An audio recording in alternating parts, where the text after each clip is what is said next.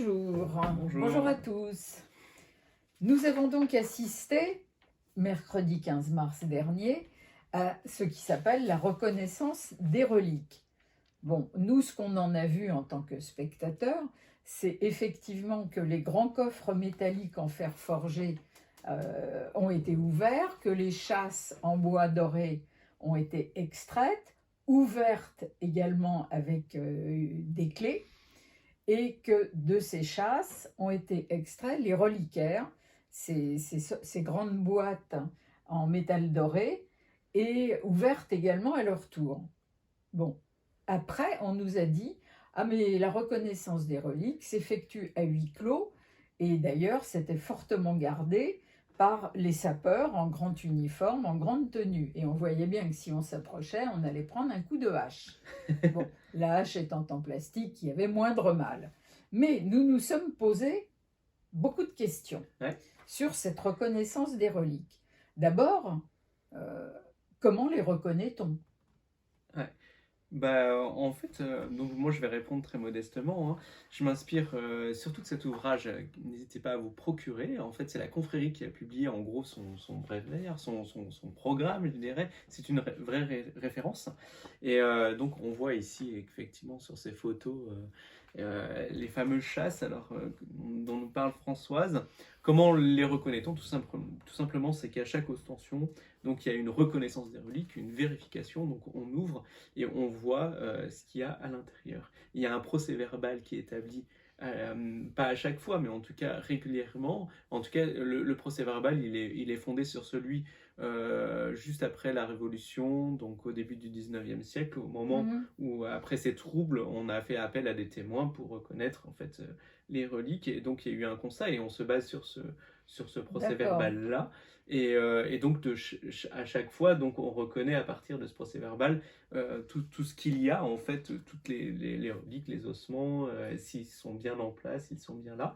Donc, il y a je dirais le squelette, entre guillemets, qui est vraiment dans le coffre. Et puis le crâne qui est plutôt dans ce petit reliquaire, c'est ça, le petit en métal reliquaire doré. en métal doré que nous voyons là, en fait. Donc voilà.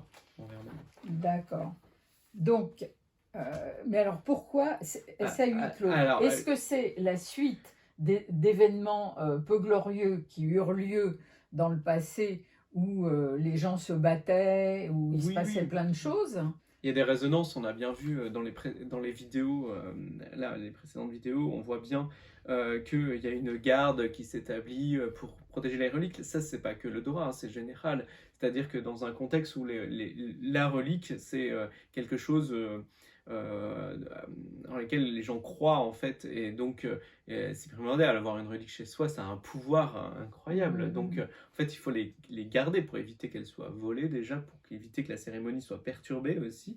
Et donc là, bon, il y a peut-être moins de risques qu'auparavant, mais disons, voilà, on ne sait jamais. En tout cas, mais en fait, on allie un peu la tradition au pragmatisme, c'est-à-dire donc ces sapeurs-là qui barrent la route à d'éventuelles personnes étrangères ou par malconnaissance. Il faut savoir que cette reconnaissance des reliques aux précédentes ostensions se faisait carrément dans la sacristie. Donc là, c'était quasiment fermé. Et donc là, à cause des travaux, etc., donc ça s'est fait dans la chapelle, dans l'abside en fait. Mais c'est très intéressant, justement, ce côté protection des reliques, justement, pour pas qu'il en manque un, pour pas que la cérémonie soit perturbée. Donc on protège. Et c'est à huis clos aussi. Il y a un peu un côté aussi pour garder le mystère. Parce que donc la relique...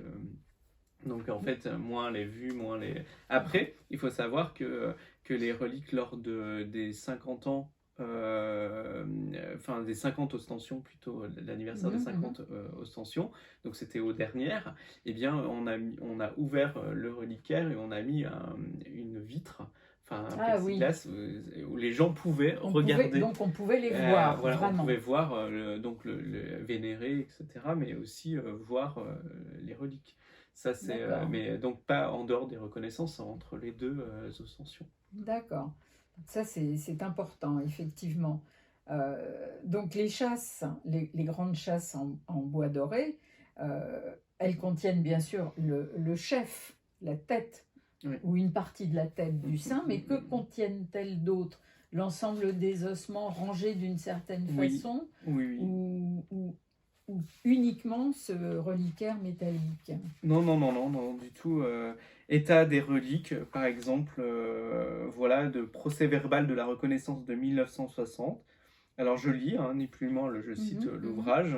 Donc le chef est contenu dans une coupe vermeille, donc c'est-à-dire la tête, et n'en est plus extrait à cause de l'effritement. Donc c'est comme si c'était Oui, ça conservé, s'abîme. momifié, quoi. Ça entre guillemets, s'abîme. voilà. On conserve l'os frontal et les angles antérieurs des pariétaux, la voûte palatine et quelques alvéoles. La mâchoire inférieure, brisée au milieu, de la branche montante droite, ça c'est pour Saint Israël, hein, conserve 5 dents à gauche. Et un sachet contient 20 dents. Et on a enfermé d'accord. dans des sachets une quantité de petits débris osseux de telle façon que l'on peut supposer que nous avons le chef en entier. C'est la vérification de 1862. 24 vertèbres, sinon entières, ça c'est vraiment dans le reliquaire. Oui, dans le 26 reliquaire. fragments des côtes, le sternum, les 2 clavicules, les 2 omoplates, les 2 humérus, 8 fragments importants des os de l'avant-bras, les 2 os iliaques, l'un est brisé, et les 2 fémurs, une rotule, les 2 tibias, 6 fragments de péroné, les 2 astragales et les 2 calcanéums. Donc dans les sachets de soie rose, 32 os du carpe et du torse, 49 fragments osseux, nombreux petits débris osseux pulvérisés. Donc à l'exception du chef, les reliques de Saint-Israël rentrent dans un état de conservation satisfaisant, à vrai dire extraordinaire, notre sang étant mort en 1014. Donc la mensuration des os indique d'après la table de Broca une taille d'environ 1,55 m pour Israël.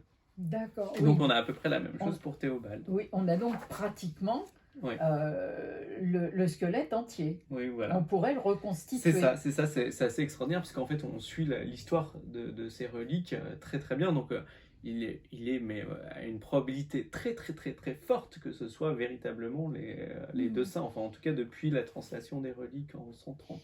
D'accord. Peut-être que comme la vidéo, notre interview va durer longtemps, donc je pense qu'il serait peut-être opportun de vous donner rendez-vous dans une prochaine vidéo pour continuer justement nos questions. À tout à l'heure.